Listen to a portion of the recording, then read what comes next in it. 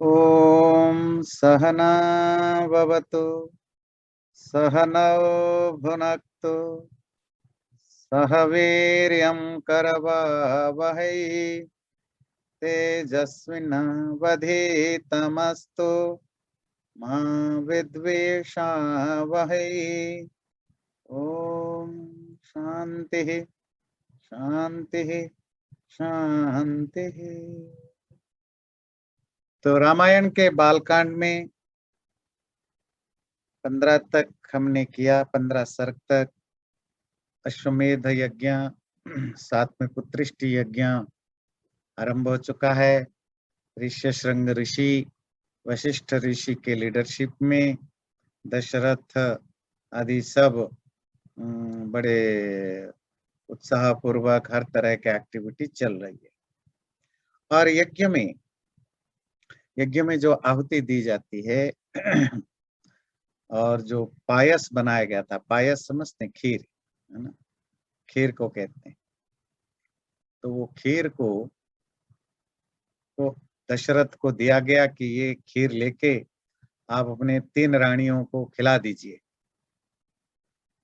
वो जो यज्ञ में जो प्रसाद के रूप में होता है ना, जैसे आप हलवा बनाते हैं, अलग अलग चीजें बनता है, वैसे तो प्राचीन यज्ञ में इसको चरु भी कहते थे। तो चरु का अर्थ होता है जो यज्ञ में जो अन्न का आहुति दी जाती है। अन्न समझते हैं, जो कुक्ड फूड जो भी है, तो उसी को चरु कहते हैं। और उसको फिर बाद में डिस्ट्रीब्यूट किया जाता है। जैसे आजकल आप इसको प्रसाद कहते हैं, है ना। तो प्रसाद, एक ध्यान रखिए, प्रसाद एक न्यू फेनोमेना है ना। बहुत सारे चीजें हमें लगता है कि ये हमारा बहुत पुराना चीज है, पर अगर आप हिंदू धर्म की पूरी हिस्ट्री देखें, बहुत सारे चीजें बहुत लेटर ये सब एडेड हुआ। वो चरु, पुरोडाश, ये सब शब्द कहीं चले गए, उसकी जगह प्रसाद आदि शब्द लिया। तो वो जो पायस बनाया गया था, उसमें आता है श्लोक में कि वो देवताओं ने प्रसन्न होकर के पायस भेजा। पर ठीक है, वो एक थोड़ी अतिशयोक्ति है। तो यज्ञ में जो पायस बना, उस पायस को दशरथ को दिया गया। दशरथ लेकर के अपने तीनों रानियों को दिया। पहले उसका एक भाग, उसको 4 भाग किया। उसका 1 क्वार्टर जो है उन्होंने कौशल्या को दिया। दूसरा भाग सुमित्रा मिल गई तो उन्होंने सुमित्रा को दिया। तीसरा भाग उन्होंने कैकेयी को दिया। कैकेयी बाद में मिली, तो फिर शायद दशरथ को भूल गए या जो भी है, तो फिर चौथा भाग था, दोबारा वो सुमित्रा को दे दिया। तो सुमित्रा ने 2 भाग जो है वो खाया, प्रसाद खाया। और जिसके कारण बाद में कुछ दिनों के बाद, जैसा कि एक्सपेक्टेड था, तीनों महारानियां गर्भवती मीन्स प्रेग्नेंट हुई। राजा को पता चला और उसके बाद यज्ञ के पूरा होने के बाद सब राजा महाराजे जो अलग अलग जगह से आए थे, बड़े बड़े गेस्ट, चीफ गेस्ट, है ना, ऋषि मुनि, जो भी जहां से आए थे, आम नागरिक, जो आर्किटेक्ट, इंजीनियर जो भी थे, सब अपने अपने जगह वापस जाने लगे। दशरथ और वशिष्ठ जो नेतृत्व कर रहे थे, उन्होंने सबको जो है ना फेयरवेल, विदाई दी, और सब अपने अपने घर की ओर चले। जब सब विदा हो गए तो दशरथ भी अपने महल की ओर चले। गतेषु पृथिवीशेषु राजा दशरथस्तदा प्रविवेश पुरीं श्रीमान् पुरस्कृत्य द्विजोत्तमान् शान्तया प्रिययौ सार्धं ऋष्यशृंग सुपूजितः अन्वीयमान राज्ञार्थ सानुयात्रेण धीमता। जब सारे पृथ्वीश, पृथ्वीश समझते हैं, राजाओं को पृथ्वीश कहते हैं। पृथ्वी प्लस ईश, पृथ्वी का, धरती का स्वामी। सभी पृथ्वीशों के, राजाओं के चले जाने पर राजा दशरथ ने प्रविवेशपुरीम, अपने घर में, अपने महल में प्रवेश किया। श्रीमान, आपको पहले भी बताया, श्रीमान और श्रीमती आजकल जिस अर्थ में यूज होता है, संस्कृत में इस अर्थ में नहीं है। इसका कोई मैरिड अनमैरिड से कोई लेन देन नहीं। ये इसको आप कह सकते हैं सर, मैडम, इस अर्थ में यूज होता है ना। तो श्रीमान दशरथ, राजा दशरथ अपने द्विजोत्तम, द्विजों में जो श्रेष्ठ माने वशिष्ठ और बाकी ऋषियों के साथ वो महल में प्रवेश किया। महल में और एक गेस्ट रह रहे हैं, बाकी लोग तो बाहर रह रहे थे, पर ये गेस्ट कपल जो है वो अंदर रह रहे थे महल के अंदर। वो कौन थे? शांता और उनके पति ऋष्यशृंग। शांता और ऋष्यशृंग को भी अपने महल के अंदर उनको पूजा मतलब जो भी ड्यूली ऑनर किया गया, और उनको अंग देश के राजा रोमपाद उनके साथ उनको विदा की गई, वो अपने देश में गए। एक शब्द में एक दो मिनट में चर्चा करूंगा, सुपूजित, पूजित। उस पूजा का अर्थ है ऑनर करना, ऑनर है। गाय की पूजा नहीं की जाती है, गाय वो जो सो कल्ड वर्शिप नहीं की जाती है कि गाय भगवान है। वैसे ठीक है, हो सकता है कुछ अनपढ़ लोग होंगे या पढ़े लिखे लोग, दिमाग के जिनके दिमाग की बत्ती बंद हो, पढ़े लिखे लोग ऐसे होंगे जो मानते होंगे कि हम गाय को भगवान मानते हैं। सो वो अलग चीज है। पर इन जनरल जिसको भी गाय हमारे लिए ऑनरेबल है, गाय का भी हमारी लाइफ में कंट्रीब्यूशन है, गाय को हम सेकेंड माँ मानते हैं क्योंकि उसका दूध पीते हैं, सारे जो आपके डायरी प्रोडक्ट है वो गाय से होता है। गाय पहले, आजकल तो मशीन हो गया, गांव में अभी भी मशीन नहीं है, वो बैल से ही हल चलाया जाता है, उसकी गोबर की खाद होता है। ऐसा हर चीज, एक इंसान से जितना काम लोगे उसे दुगना काम गाय और बैल से लिया जाता है। सो हम उनको ऑनर करते हैं, रिस्पेक्ट करते हैं।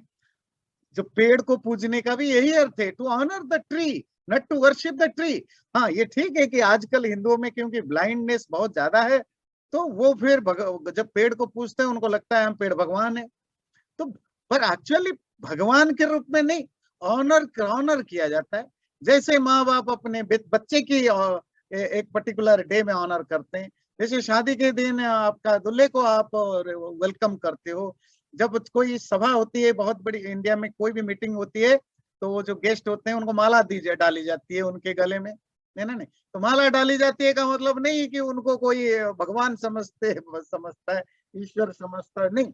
तो या तो हम ही नहीं समझे, हमें किसी ने समझाया नहीं कि गाय में माला डालने और गेस्ट में माला डालने में और भगवान में माला डालने में क्या अंतर है, और हम दूसरों को भी नहीं समझा पाते हैं, और वो हमें क्रिटिसाइज करते हैं, हमारी बुराइयां करते हैं कि ये देखो कहीं भी ठीक है ना।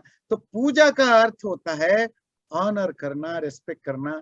यहाँ भी रामायण में आप देखते हैं कितने बार आता है, दशरथ ने वशिष्ठ की पूजा करके आगे। पूजा का मतलब नहीं कि उन्होंने बिल्कुल धूप चंदन वो प्रसाद चढ़ाया और भोग चढ़ाया, ऐसा कुछ नहीं होता है। तो प्रॉब्लम कहाँ हुआ? हम लोगों में जो थोड़े कम समझने वाले थे या समझाने वाले थे, हमें उन्होंने ऐसा इंटरप्रेट करके हमारे लोगों को बताया गया कि जैसे वो आजकल बाजार में मिलता है, गाय में देखो 33 करोड़ देवता होते हैं। ये जो एग्जाजरेट करके लोगों को एक तरह का ज्यादा भयानक इल्यूजन में डाला गया, तो आम लोगों को फिर लगता है अच्छा गाय जो है वो भगवान है। देखो पीपल के पेड़ में देखो इतने करोड़ देवता रहते हैं, या पीपल भी देवता भगवान है। तो कहीं हमारे अनपढ़ पंडितों ने खूब उटपटांग इल्यूजन फैलाया, और अनपढ़ लोगों ने उसको बिल्कुल एक्सेप्ट कर लिया, और उसके चक्कर में पढ़े लिखे लोग फिर उसको जस्टिफाई करने लगे। दैट्स हाउ हम अपनी अच्छी अच्छी चीजों को इतने बुरे ढंग से एक्सेप्ट करते हैं। बड़ा मुश्किल होता है फिर आगे जा करके जिस तरह के मिसपरसेप्शन हिंदुओं के बारे में फैलता है।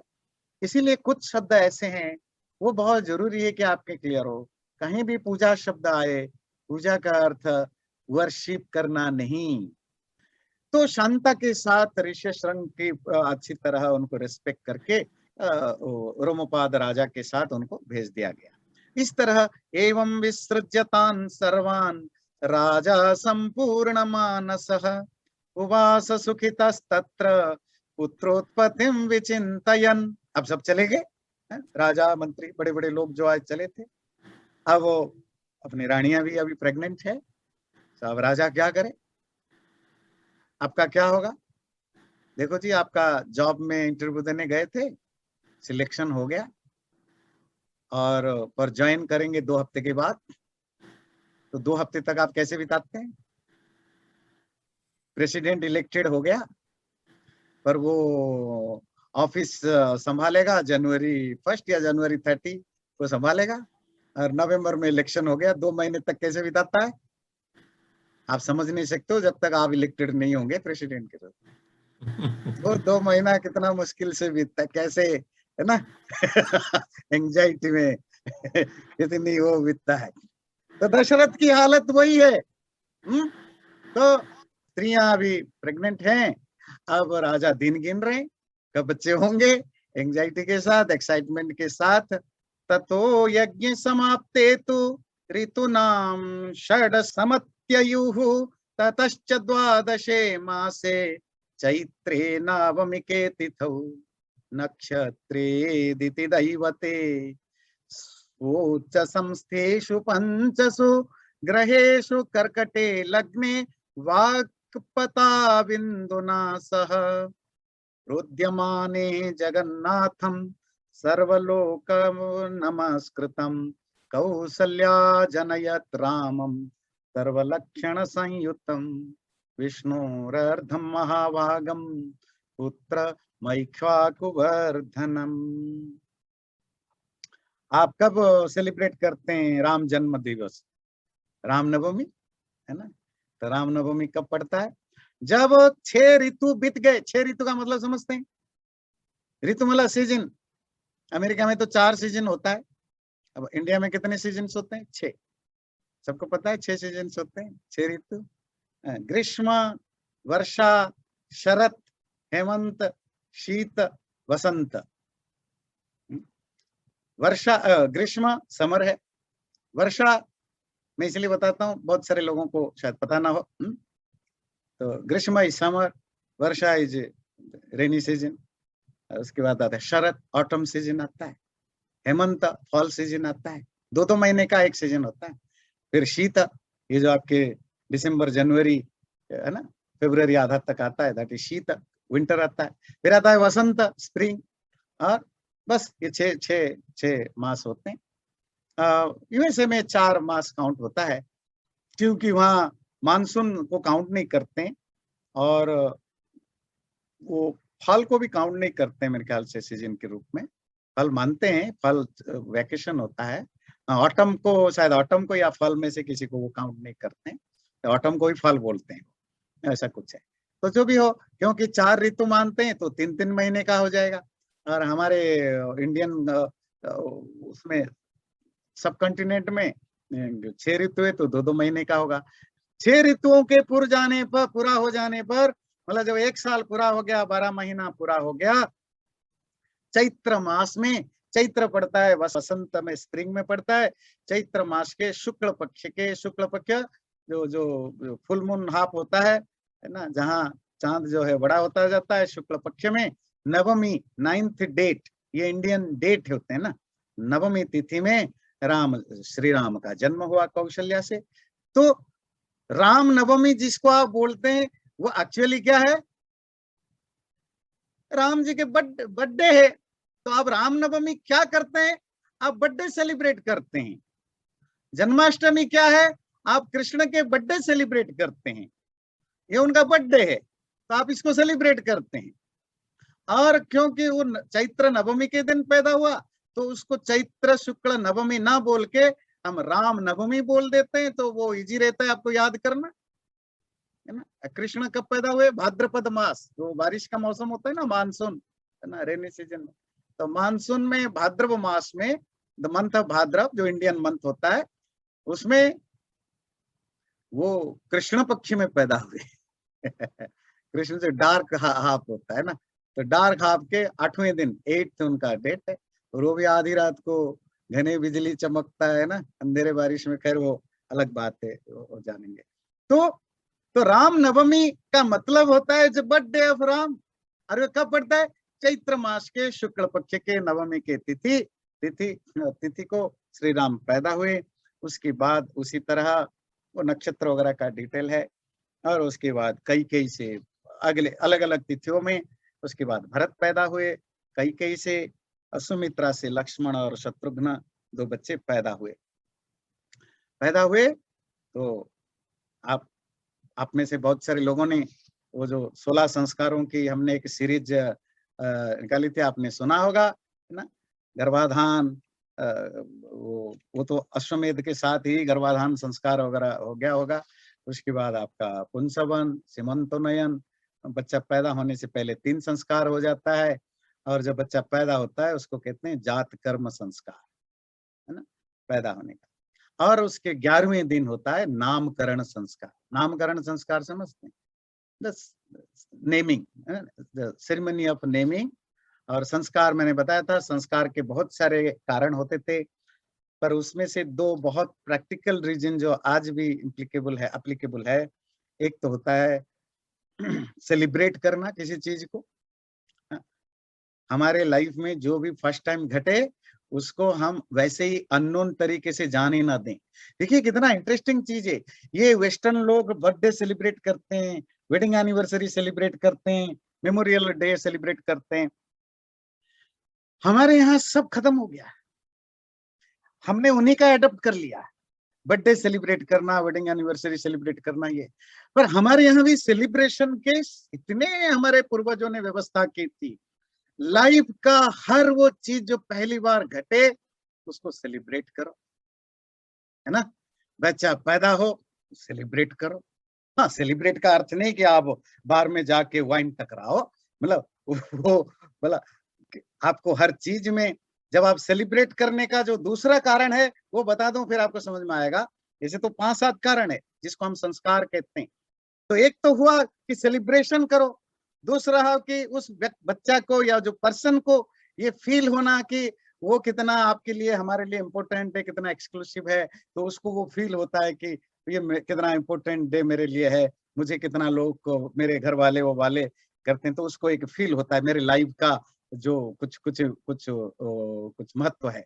तीसरा होता है आप अपने फैमिली, रिलेटिव, फ्रेंड्स सबको इकट्ठा करते हैं, अपने सुख दुख में शेयर करते हैं, बांटते रहते हैं। रिलीजियस क्यों? आपकी फैमिली में एक मेंबर वो भी तो है ना जो इनविजिबल है, आपके घर में भी है, आपके अंदर भी है, आपके बाहर भी है, और आपके साथ है। बस आपको हमेशा भूल जाते हो, तो कम से कम संस्कारों में उसको भी इनवाइट कर दो। वो कौन है? आपका भगवान है, परमात्मा है, ईश्वर है। आप उसको कैसे एक्सक्लूड कर सकते हो? हाँ, आप नास्तिक हो गए वो तो ठीक है। 2 लोग भगवान को एक्सक्लूड करते हैं, नास्तिक और हिपोक्रेट। हिपोक्रेट जो सो कॉल्ड रिलीजन को तो मानते हैं, पर भगवान का कभी उनको कोई पता ही नहीं होता है, कभी कोई चिंता ही नहीं होती है। अच्छा, इससे बेटर कौन है? वो रिलीजियस व्यक्ति बेटर है कि एथिस्ट बेटर है? एथिस्ट बेटर है, क्योंकि वो खुला बोलता है I don't believe in God. और जो सो कॉल्ड रिलीजियस है, जिसमें रिलीजियस लोगों में 70% लोग हिपोक्रेट हैं, क्योंकि है तो सो कॉल्ड रिलीजियस, पर कभी कोई भगवान से लेन देन नहीं। हाँ, कब जरूरत पड़ती है भगवान, कोई प्रॉब्लम आ जाए, कुछ संकट आ जाए, तब भगवान याद आता है, और कभी नहीं आता है। इसलिए हमारे पूर्वजों ने, ऋषि मुनियों ने व्यवस्था दी। ये संस्कार में तुम परमात्मा की भी पूजा करोगे, जिसके लिए यज्ञ हवन आदि संस्कार को हम वैसे ही नहीं करते थे। तो इसे सेलिब्रेशन, मैं संस्कारों पर लंबा नहीं बोलूंगा, क्योंकि वो तो एक अलग टॉपिक है, संस्कारों का क्या महत्व है। तो नामकरण संस्कार 11वें दिन आता है। अतिथ्यैकादशाहं तु नाम कर्म तथा करोत्, ज्येष्ठं रामं महात्मानं भरतं कैकेयीसुतं, सौमित्रिलक्ष्मणमिति शत्रुघ्नमपरं तथा, वसिष्ठः परमप्रीतो नामानि कृतवान् तदा। वशिष्ठ ऋषि जो अयोध्या के कुलगुरु हैं, कुल पुरोहित भी हैं, है ना, फैमिली प्रीस्ट भी हैं, फैमिली टीचर भी हैं। तो उन्होंने 11वें दिन, बच्चे जब 11 दिन के हो जाते हैं तो उनका नामकरण संस्कार हुआ। बड़े बेटे का नाम उन्होंने राम रखा, कैकेयी के बेटे का नाम भरत रखा, सुमित्रा के दोनों बेटों का नाम लक्ष्मण और शत्रुघ्न रखा, और वशिष्ठ ने बड़े प्यार से ये नामकरण किया। और फिर उसके बाद जो भी ब्राह्मणान भोजयामास पौरान जानपदानपि अददाद ब्राह्मणानां च रत्नौघममितं बहु, तेषां जन्म क्रियाधीनि सर्वकर्माण्यकारयत् तेषां केतुरेव ज्येष्ठो रामो रतिकर पितु बभूव भूयो भूतानां स्वयं भूरिव सम्मतः। तो फिर संस्कार होता है, और आप कोई संस्कार करो, कोई यज्ञ करो, कोई सेलिब्रेशन करो, और किसी को खिलाओ पिलाओ नहीं, बेकार है। ये तो हम पहले डिस्कस कर रखे हैं। संस्कार हो या यज्ञ हो, यज्ञ का अगर 50% यज्ञ 50% होता है, यज्ञ के समय जो आप चैरिटी करते हैं, जो डोनेशंस देते हैं, जो लोगों को खाना खिलाते हैं, ये जो होते हैं, ये 50% होता है। अगर आपने खाना नहीं खिलाया लोगों को, अगर आपने जिनको गरीबों को दान नहीं दिया, या चैरिटी नहीं किया, डोनेशन नहीं दिया, खाली यज्ञ किया, तो बेकार है। तो दोनों साथ साथ चलते हैं, इसलिए मंत्र में आया। तो नामकरण संस्कार, संस्कार होगा तो यज्ञ होगा ना, है ना। यज्ञ संस्कार में जो यज्ञ होता है, कौन सा यज्ञ है? नैमित्तिक यज्ञ, है ना। एक होता है नित्य कर्म, वो आपने जाना, अग्निहोत्र आदि जो सुबह शाम जो regular everyone has to do it, जैसे डेली ऑब्लिगेशन है, जो रोज सुबह शाम आपको करना होता है। That was used to call अग्निहोत्र या ब्रह्म यज्ञ। और जो संस्कारों में या कोई पर्टिकुलर ओकेजन में, जैसे आजकल बर्थडे का है, अगर आप बर्थडे को क्लब में ना करके घर में हवन के साथ करते हैं, तो दैट हवन विल बी कॉल्ड एज नैमित्तिक कर्म। और काम्य कर्म जो आपने देखा, अश्वमेधादि यज्ञ है। तो आप यज्ञ करें, संस्कार करें, तो खिलाए पिलाए नहीं तो नहीं चलेगा। प्राचीन काल में व्यवस्था होती थी, तो खूब उन्होंने दान दक्षिणा खिलाया पिलाया लोगों को, इस तरह के। और 22वें श्लोक में कहता है, वशिष्ठ ने जो भी उनके कर्म थे, कर्म मतलब बचपन तक जो भी उनकी क्रियाएं थी, सब किया। ध्यान रखिए, अभी हम, क्योंकि वाल्मीकि वो जन्म से यहाँ तक का वो शॉर्ट में बोलता है, ऑलरेडी बच्चे का उपनयन संस्कार हो चुका है, नामकरण हुआ, उसके बाद उपनयन संस्कार आदि भी हो गया। उपनयन कब होता है? तो 8, 11, 12 और 16 तक होता है। 8 से 16, 11 से 18, 12 से 24 के बीच में हो जाता है। तो श्लोक कहता है, वशिष्ठ ने जो भी उनके संस्कार थे, उपनयन संस्कार तक सारे कर्म बड़े विधि विधान के साथ पूरा कर दिया। अब बच्चे बड़े हो रहे हैं, बड़े मतलब 11, 12, 13 साल के टीन एज के बच्चे हो रहे हैं। उनमें से जो ज्येष्ठ है राम, वो पिता का सबसे रतिकर है।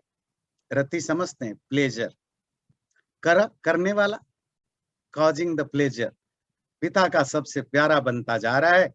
और ऐसा लग रहा है वो तो पब्लिक का भी इतना वो रिस्पेक्ट करता है, ख्याल रखता है, मानो लगता है कि कोई भूतों के बीच में, जो प्रकृति के पंच महाभूत से संसार बना, मानो उसके बीच में परमात्मा हो, प्रजापति हो।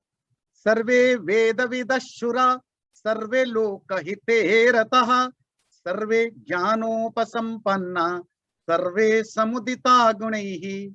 चारों के चारों भाई वेद के विद्वान हैं, शूर हैं, शूर समझते हैं, बड़े ब्रेव हैं, हेरोइक हैं, लोकहिते रता, पब्लिक की वेलफेयर में 24 आवर्स इन्वॉल्व रहने वाले, ज्ञान संपन्न एंड फुल ऑफ नॉलेज, सर्वे समुदिता। इस तरह चारों के चारों भाई बढ़ने लगे। धार्मिक शास्त्रों में भी विद्वान थे, युद्ध क्रिया आदि में भी निपुण थे, वीर भी थे, सब तरह के राजकौशल, जो भी ज्ञान, बाकी जो सेकुलर नॉलेज है, देखिए 2 तरह के ज्ञान होते हैं ना, हिंदू कॉन्सेप्ट में बात कर रहा हूँ, इंडियन ट्रेडिशनल इंडियन कॉन्सेप्ट में हमारे 2 तरह के ज्ञान का सोर्स होता था। 2 क्या कहेंगे आप, 3 कह सकते हैं। एक तो जो रिलीजियस जब कहूँ उसमें स्पिरिचुअलिटी इन्वॉल्व है ना, जिसमें वेद उपनिषद ब्राह्मण आरण्यक वगैरह वगैरह है। और आगे जा तो सेकेंड टाइप के जो लिटरेचर है वो सेक्युलर है, जिसमें आपको आर्ट है, क्राफ्ट है, ज्योमेट्री है, आपकी अलजेब्रा है, आपकी जो अरिथमेटिक्स है, एस्ट्रोनॉमी है। Although they all were evolved from the religious background, पर वो सेकुलर नॉलेज आप इनको कह सकते हैं। और एक थर्ड कैटेगरी का नॉलेज जिसमें दोनों का मिक्सचर है, जैसे हमारे फिलोसफी है, जैसे वेस्टर्न फिलोसफी है, इट्स प्योरली सेकुलर नॉलेज, पर जो हिंदुओं का जो फिलोसफी है, जो 6 दर्शन शास्त्र हैं, न्याय, वैशेषिक, वेदांत, मीमांसा, सांख्य, योग आदि वो मिक्स हैं। वो बात तो कर रहे हैं, बड़े यूनिवर्सल बात कर रहे हैं, डिस्कशन, लॉजिकल रैशनल डिस्कशन चल रहा है, पर it's based on religiosity and spirituality. So ये दोनों को वो मिक्स करके चलते हैं, है ना नहीं। तो इस तरह के, और पहले जमाने में गुरुकुलों में ये जो एक भ्रम धारणा है कि क्या पढ़ते थे गुरुकुल में, अच्छा गुरुकुल में यही पढ़ते होंगे, वेद उपनिषद, ये गीता सब। गीता तो कोई पढ़ता नहीं था, गीता तो बहुत बाद में आया, है ना। कृष्ण कृष्ण से पहले तो गीता था ही नहीं, तो कृष्ण कौन सा गीता पढ़ते थे, है ना। तो गीता तो बहुत बाद में आया।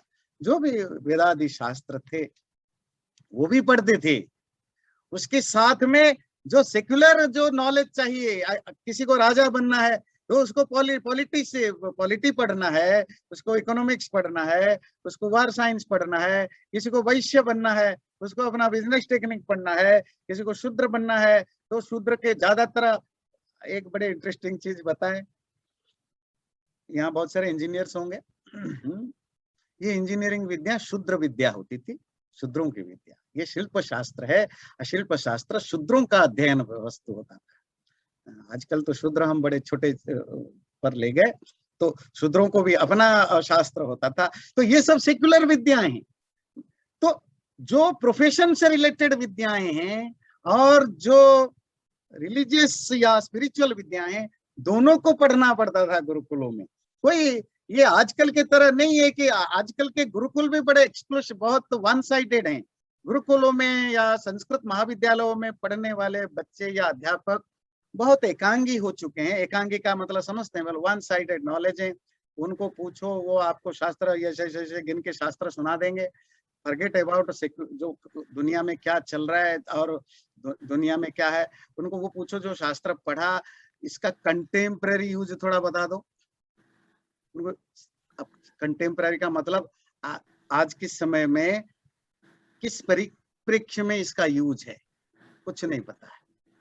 हम एक तरह के रटे तोते बन चुके हैं हमारे, क्योंकि हमारा सिस्टम ऐसा बना है, शास्त्रों को रटो, शास्त्र रटो, उसकी व्याख्या रटो, उसकी इंटरप्रिटेशन रटो, और बच्चों को भी वो रटे रटे चीजें सुनाओ। सेम एग्जाम्पल, रटे रटे एग्जाम्पल सुनाओ, जो 5000 साल पहले जो एग्जाम्पल था आज भी वही सुनाएंगे। क्यों? कोई मनन नहीं, कोई चिंतन नहीं, कोई थॉट प्रोसेस नहीं, उसको अपडेट करने का कोई सेंस नहीं, जिसके कारण वो बहुत कहीं पीछे रह गए। तो बड़ा बहुत एक अलग टाइप की मेंटालिटी होगी। और उसके कारण सोसाइटी में जो परसेप्शन बना, क्या बना कि जो प्राचीन काल में भी जो गुरुकुल हुआ करता होगा, वहां भी यही पढ़ते होंगे।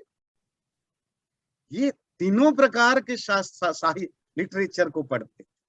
आगे बढ़ते हैं। तेषाम अपि महातेजा राम सत्य पराक्रमः इष्ट सर्वस्य लोकस्य शशांक इव निर्मलः।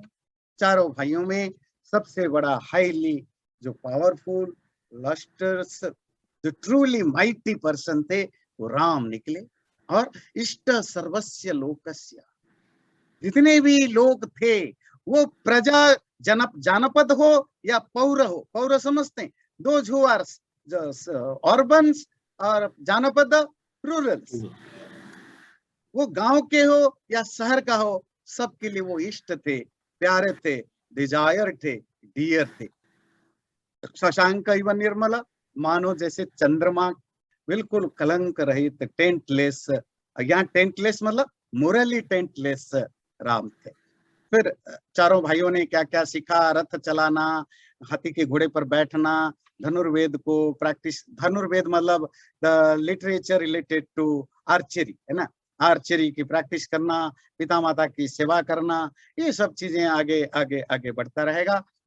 बाल्यात् प्रभृति सुस्निग्धो लक्ष्मणो लक्ष्मीवर्धन रामस्य लोक रामस्य भ्रातुर्ज्येष्ठस्य नित्यशः सर्वप्रियकरस्तस्य रामस्यापि शरीरतः लक्ष्मणो लक्ष्मी संपन्नो बहि प्राण इवापरः। बचपन से लक्ष्मण छोटा था, वो राम का बड़ा प्यारा था, वो राम के साथ हमेशा चिपकता रहता था। ऐसा होता है ना, आपके घर में 4-5 भाई बहन है, किसी पर्टिकुलर भाई या छोटे भाई बहन को एक अपने बड़े भाई या बहन से बहुत लगाव हो जाता है। दूसरे को अपना मिडिल भाई बहन से लगाव हो जाता है। सो दैट्स हाउ वो बचपन से एक ग्रो होता है। ये इसीलिए जानना जरूरी है। आपके मन में कभी क्वेश्चन आएगा, लक्ष्मण ही क्यों राम के साथ जाने को जिद पकड़ा, भरत ने नहीं क्यों पकड़ा, शत्रुघ्न ने क्यों नहीं पकड़ा? एक होता है नेचुरल आपका जो इंक्लाइनेशन होता है, जो एक अफेक्शन होता है। लक्ष्मण बचपन से ही राम की ओर आकृष्ट थे, राम को अपना बड़ा प्यारा समझते थे, राम का नकल करते थे, राम के पीछे पीछे दौड़ते थे, है ना? तो राम को ही फॉलो करते थे। राम भी लक्ष्मण को भी उतने ही प्यार करते थे। और कितना प्यार, वो वाल्मीकि का श्लोक कहता है, नचते न विना निद्राम लभते पुरुषोत्तमा। वो राम जो पुरुषों में श्रेष्ठ है, वो लक्ष्मण के बिना सोते भी नहीं थे। मृष्टमन्नम उपानीत मशनाति नहितम विना। लक्ष्मण के बिना खाना तो छोड़िए, एक सूखा सा कुछ ऐसा ही कोई सूखा मुखा कोई हल्की फुल्की चीज भी कभी नहीं खाते थे, जब तक वो लक्ष्मण को शेयर नहीं करते थे। यदा ही हयमारूढ़ो मृगयाम याति राघव। अच्छा, राम कभी अगर शिकार करने घोड़ा चढ़ के चले गए, तदैनम पृष्ठतो अन्वेति सधनु परिपालयन। ये छोटा लक्ष्मण के उनके पीछे पीछे धनु लेकर भागता था, है ना? तो दोनों में, आपके घरों में भी होंगे, है ना, बड़ा बेटा या बड़ा बेटी के पीछे पीछे जो सबसे छोटा वाला है, वो कैसे उसका वो घूमता रहता है कहता है ना। तो ये बड़ा प्यारा है, हर घर में ये दृश्य आपको देखने को मिलता है। भरतस्यापि शत्रुघ्नो लक्ष्मणावरजो हि स प्राणी प्रियतरो नित्यम तस्य चासीत तथा। और लक्ष्मण का जो अवर था, जो छोटा भाई, जो चारों भाइयों में सबसे छोटा था, वो कौन था? शत्रुघ्न। शत्रुघ्न भरत का बड़ा प्यारा था। प्राणी प्रियतरो नित्यम तस्य चासीत तथा प्रिय। वो प्राणों से भी ज्यादा प्रिय था भरत का शत्रुघ्न, शत्रुघ्न के लिए भरत। तो भरत और शत्रुघ्न का पहले से ही एक अच्छा ट्यूनिंग थी। राम और लक्ष्मण की ट्यूनिंग पहले से थी। दोनों बड़े भाइयों ने अपने अपने जो कहते हैं ना वाहन चुन लिया था।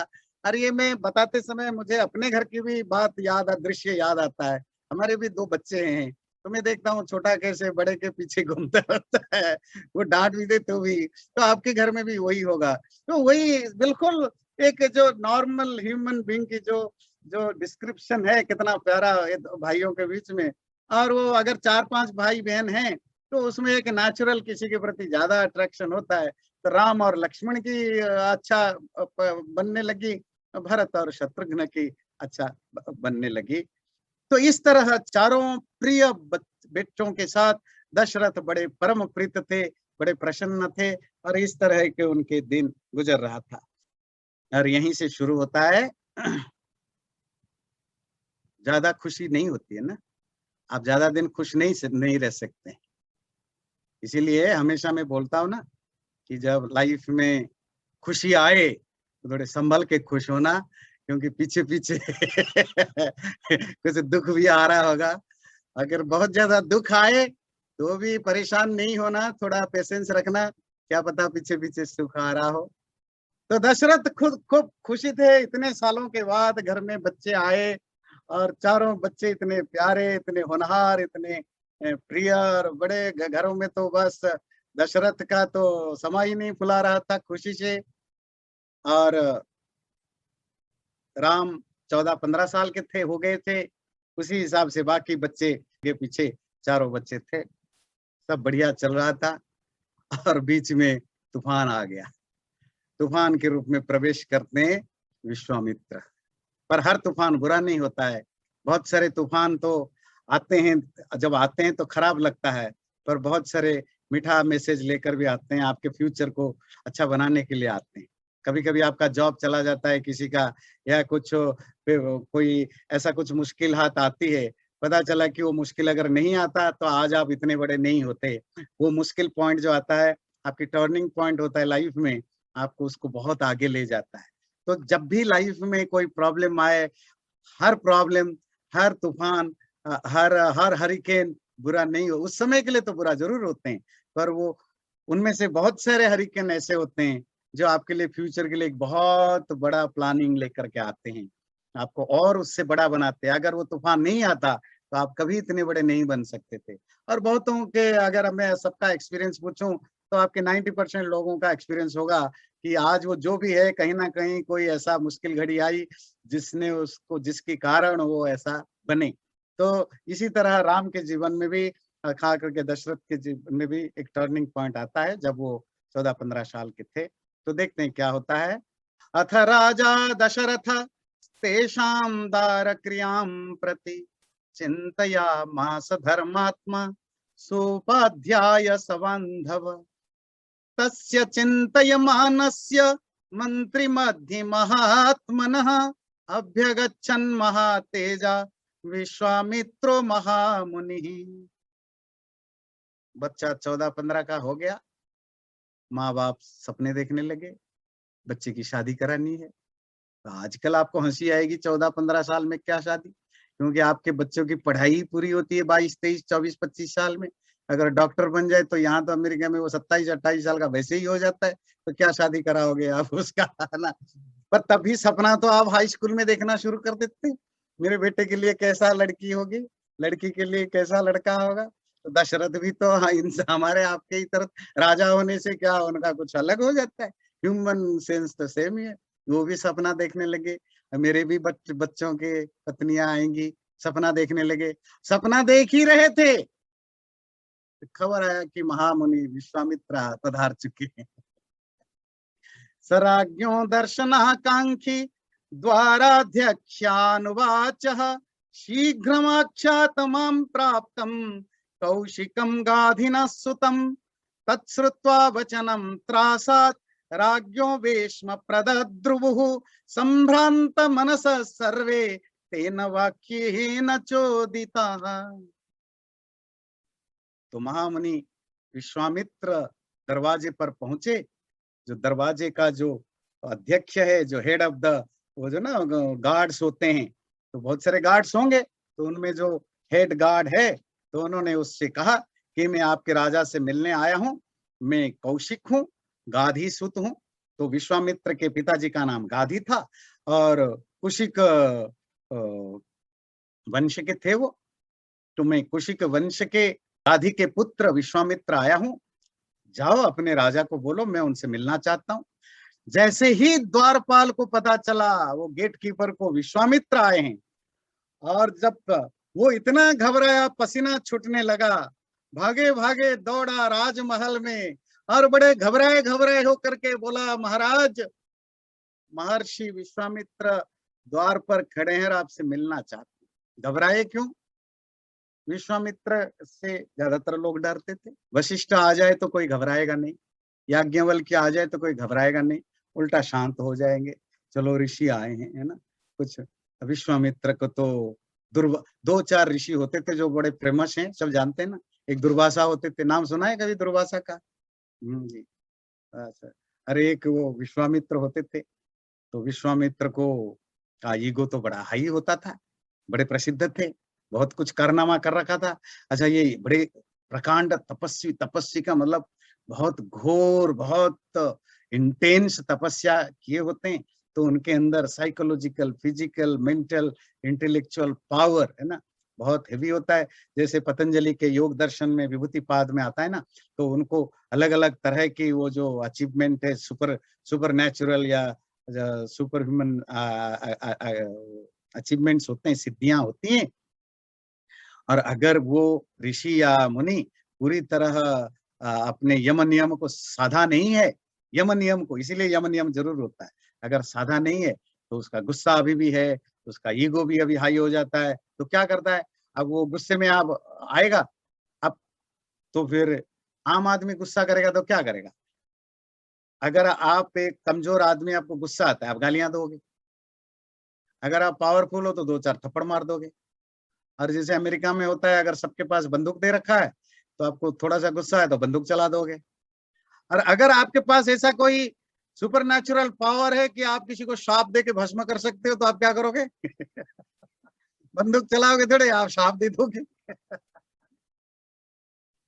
अच्छा, शाप बड़ा खतरनाक होता है, बंदूक तो चलो अगर पता चले तो आप कम से कम रोक भी सकते हो, अगर 5-7 मिनट लग जाए तो आप रोक सकते हो, बाकी सब चीजें तो आप कंट्रोल कर सकते हो। शाप को तो अंदर से पता नहीं क्या बोलेगे, क्या पता आपको, इसलिए हर व्यक्ति डरा हुआ था ऐसे ऋषियों से। विश्वामित्र को देखकर भी त्रास कहते हैं, इज वेरी मच स्केर्ड, दौड़ा राजभवन में, विश्वामित्र आए हैं जी, संभालिएगा, पता नहीं क्या बोले, और थोड़ी बहुत कुछ गड़बड़ हो जाए, कहीं गुस्से में ना आ जाए, और व्यक्ति गुस्से में आया और पता नहीं है तो तपस्वी लोग और ऐसे ही गुस्से लें, क्या मुंह से निकल ना जाए भगवान को पता, तो डर के रहना पड़ता है कि किसी को मरना पसंद है। तो द्वारपाल ने राजा को बोला कि महर्षि विश्वामित्र आए हैं। तेषां तद वचनं श्रुत्वा सपुरोधा समाहित प्रत्युज्जगाम तं हृष्टो ब्राह्मणमिव वासवः। दशरथ ने जब सुना तो वो उसी समय अपने सभी मंत्री, पुरोहित, गुरुओं के साथ बड़े प्रसन्न होकर के दौड़ने लगे उस विश्वामित्र को स्वागत करने के लिए। तम दृष्ट्वा ज्वलितं दीप्त्या तापसं संसृतव्रतं प्रहृष्टवचनो राजा ततोर्घ्यमुपहारयत्।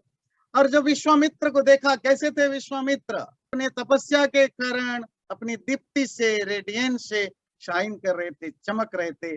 उनके शरीर और मुंह देख के लग रहा था कितने बड़े अंदर से तपस्या से भरे हुए व्यक्ति होंगे।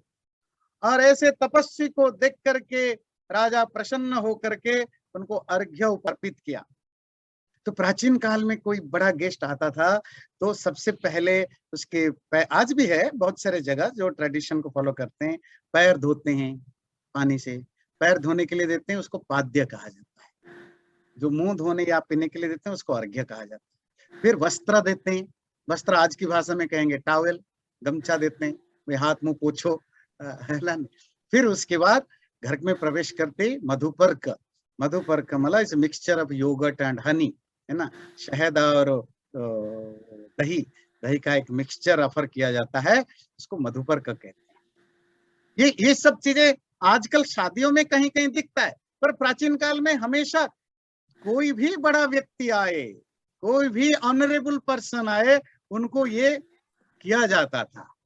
अर्घ्य, पाद्य, मधुपर्क, वस्त्र और मधुपर्क, ये होना ही होना होता। तो ये सत्कार इसी तरह रिसीव किया जाता था, वेलकम किया जाता था।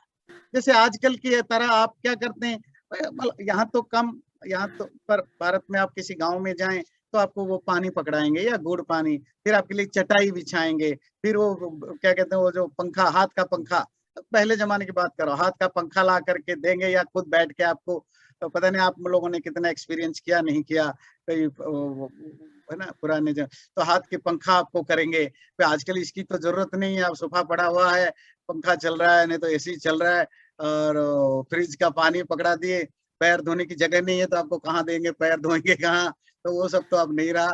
तो पर वो प्राचीन काल की परंपरा थी। तो ये आपको पता होना चाहिए, वो जो शब्द है, तो शब्द के पीछे की जो ट्रेडिशन है, जो फीलिंग है। कुशलम चाव्ययम चैव पर्यपुच्छन् नराधिपम। तो राजा ने उनका सत्कार किया। महर्षि ने उनसे पूछा, आपका राज्य कैसे चल रहा है, प्रजा लोग कैसे हैं, पूरे कोशे जनपदे बांधवेशु सुहृत्सु च कुशलम कौशिको राज्ञा पर्यपृच्छत् सुधार्मिक। विश्वामित्र पूछा, आपके पूर्व में, पूर्व कहते हैं शहरों में जो अर्बन लोग हैं, जनपदे जो गांव में, कोशे आपके ट्रेजरी में, बांधवे आपके जो रिलेटिव्स हैं, सुरहुत जो आपके फ्रेंड है, उन सब में से कुशल तो है। पीते सन्नता सर्वे सामंता रिपभोजिता दैवम च मानुषम चापि कर्मते साध्वनुष्ठितम। आपके जो सामंत हैं, सामंत का मतलब जो आपके अंडर जो राजा काम करते हैं, जो ट्रिब्यूटरी किंग्स होते हैं, आज की भाषा में कहें जो कलेक्टर्स होते हैं, district head of the district और हेड ऑफ द स्टेट्स होते हैं। एक होता है प्रेसिडेंट या प्राइम मिनिस्टर, उसके नीचे जो स्टेट्स के हेड होते हैं, आप गवर्नर कहते हैं या कहीं चीफ मिनिस्टर कहते हैं, उनके नीचे जो आते हैं डिस्ट्रिक्ट के हेड होते हैं, जिसको आप कलेक्टर्स कहते हैं। तो ये सब सामंत में, पहले जमाने में एक सम्राट, राजा, फिर सामंत, इस तरह के जो होते हैं, वो सब तो ठीक ठीक हैं। आपकी शत्रुओं को तो आप ठीक ठीक जीत रहे हैं। दैव और मानुष के जो कर्म है वो तो ठीक ठीक कर रहे हैं। दैव मानुष कर्म समझ रहे हैं, ये भी बहुत जरूरी है जानना। आप पंच महायज्ञ पढ़ते हैं ना, ये पंच महायज्ञ के बारे में पूछ रहे हैं।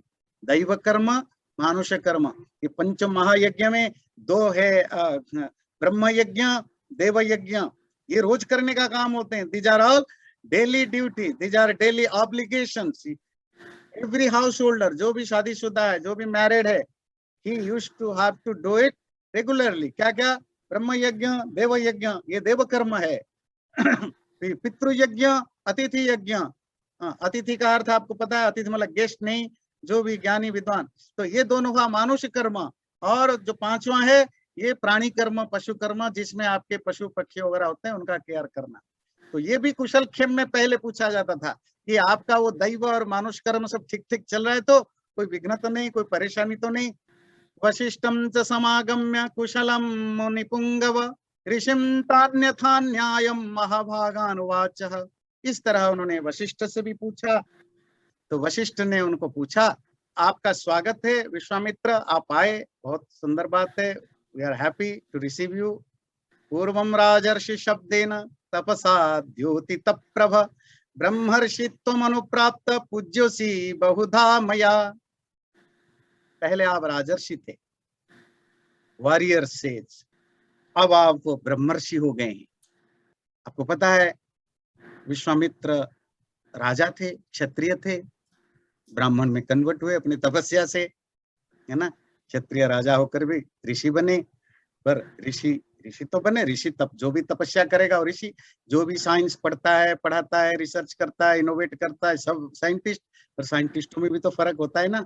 एक साइंटिस्ट जो कोई नई चीज इनोवेट करता है, एक साइंटिस्ट जो पढ़ाता है, एक साइंटिस्ट जो रिसर्च करता है, एक साइंटिस्ट जो बच्चा जो रिसर्च जो कॉलेज में पढ़ता है, सब साइंटिस्ट हैं, पर उनमें तो फर्क होता है ना। इसी तरह जो भी तपस्या करता है, साधना करता है, सब ऋषि कैटेगरी में गए। पर एक वशिष्ठ भी ऋषि होता है, विश्वामित्र भी ऋषि होता है, एक छोटा भी होता है। विश्वामित्र ने साधना की तो ऋषि हो गए, पर नाम क्या रहा कि राजर्षि, राजा भी हैं, राजा थे।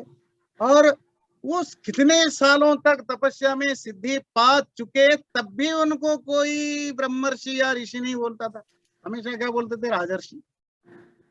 उनको गुस्सा आया, स्टोरी तो मैं बताऊंगा नहीं, लेट हो रहा है, मैं कभी नेक्स्ट टाइम बताऊंगा।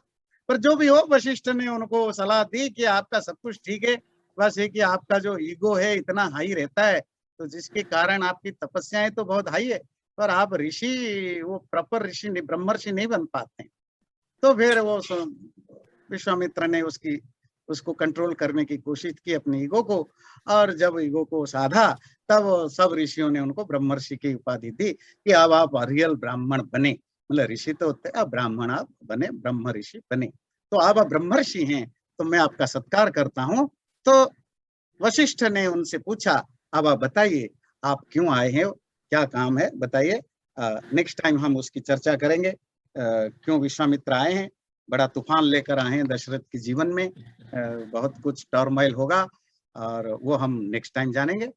चैनल को सब्सक्राइब जरूर करें, और वीडियो अच्छा लगे लाइक भी जरूर करें।